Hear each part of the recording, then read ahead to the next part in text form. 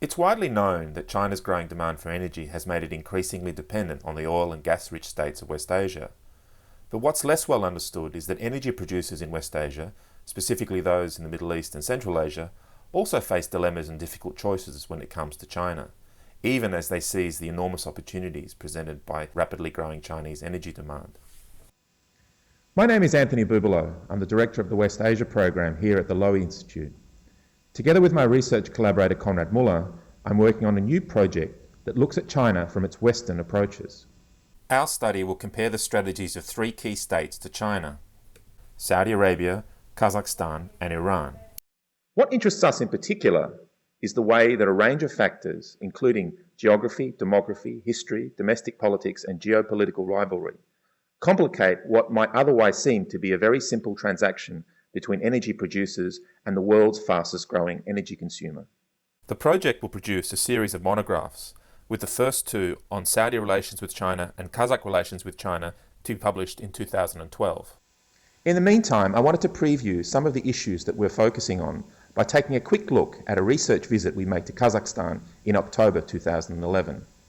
We began our visit in Almaty, the pretty cosmopolitan former capital of the Kazakh state, nestled in the foothills of the Tian Shan Mountains. We spoke with academics, business people, officials and journalists. We learned very quickly that Kazakhs are, at the very least, ambivalent about their eastern neighbours. Well, China is a very dynamic economy and its gravity force is felt everywhere in the world. China is a source of very big opportunities as a trade partner, as a provider of investments, but also it is a source of considerable challenges. In part, Kazakh ambivalence about China is rooted in history. From the days when the great Kazakh leader Ablai Khan played off China against Russia, to the days when Kazakhstan, as a part of the Soviet Union, found itself on the front lines of the Sino-Soviet split. Russia's shadow still looms large over Kazakhstan, but many Kazakhs also have warm feelings for Russia. Speaking about the elder generation, because we grew up with the Soviet and wrote proudly that our motherland was one of the superpowers in the world. This ice rink on the outskirts of Almaty, where Soviet Winter Olympians used to train, is a tangible reminder of the connections between the two countries. Russia still sees Kazakhstan as part of its near abroad, and Kazakhs for the most part seem willing to be seen that way, which in turn impacts on relations with China. President Nazarbayev constantly initiated the idea of close economic cooperation within the Eurasian economic cooperation structure, and that's why now Kazakhstan, together with Belarus and Russia, signed up custom union. Kazakhs are also acutely aware that theirs is a small population, very small when compared to their eastern neighbour. But Kazakhstan is not a small country geographically, and some Kazakhs fear that China covets its wide open spaces.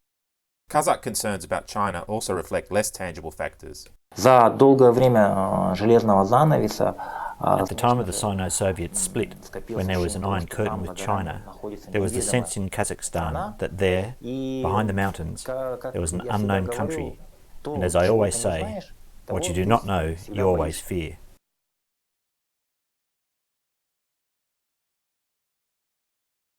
Energy is central to Kazakhstan's relations with China today. Kazakh production of oil in particular could double in the next decade. Meanwhile, its neighbour is the world's fastest growing energy consumer. Kazakh oil exports to China are increasing, yet Kazakhs still send most of their oil west via the CPC pipeline with Russia rather than east to China. Kazakhs fear growing levels of Chinese investment in their energy sector. There is also concern that they will end up as nothing more than an exporter of raw materials for China to refine and transform into more valuable end products. Official Kazakh policy is to pursue diverse markets. The question is, however, how long can Kazakhstan resist the pull of such a massive energy customer on its doorstep? The merchandise trade is also another important part of the Kazakh relationship with China. China is consistently in the top 3 trade partners of Kazakhstan. Many people, many families do living thanks to this trade with China.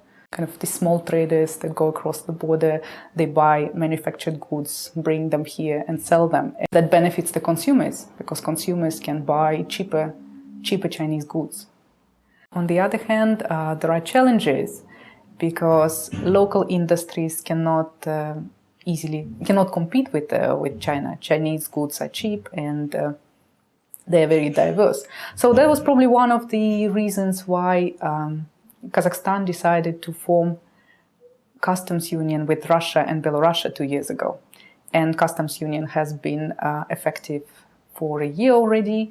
And actually the share of trade with China has decreased a little bit, but I think they will regain positions. A third key area of cooperation between Kazakhstan and China is in the security field. Kazakhstan and China hold regular military exercises in the framework of the Shanghai Cooperation Organization, the regional organization that brings together Russia, China, Kazakhstan, and a number of other Central Asian states. Some Western observers have dubbed it the Asian NATO. In truth, it seems far from it, not least because in Central Asia it faces competition from other regional economic and security organizations that still tie Russia and the former Soviet republics like Kazakhstan closely together. During Shanghai Cooperation Organization military exercises, we see how smooth relations between member countries of the Collective Security Agreement are. That is, between Kazakhstan, Russia, Kyrgyzstan, Tajikistan, and Uzbekistan when it sends representatives of its own armed forces.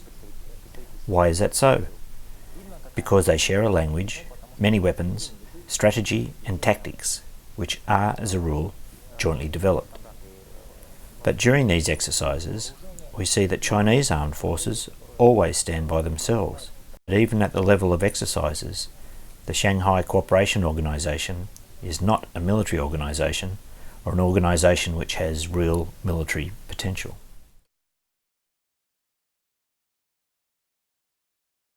We ended our time in Kazakhstan by travelling overland from Almaty to Urumqi, the capital of China's westernmost province, Xinjiang. The first leg of our journey took us from Almaty to Zarkent. The road was a little variable, although this didn't seem to bother our audacious driver.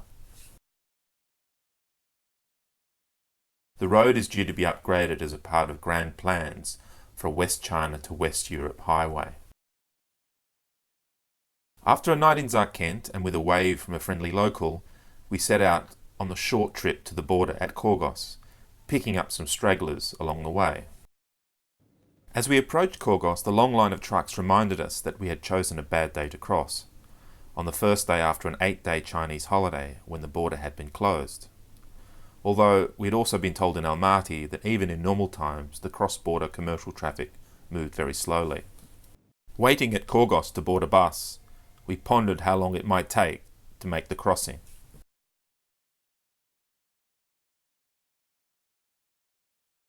Emerging on the Chinese side, the first thing we noticed was a shopping mall and the quality of the road. Following a night in Yining, we set out for Urumqi. The first leg of the journey took us through the Tian Shan Mountains. Looking at the impressive road and bridge works, the West China to West Europe highway suddenly seemed to make sense. As we descended upon the Zungarian plain, we reflected on how Kazakhs must feel when they see all this infrastructure development, as some do when they travel to China for trade or to see relatives. It can't be easy living next door to such a hyperactive economic power.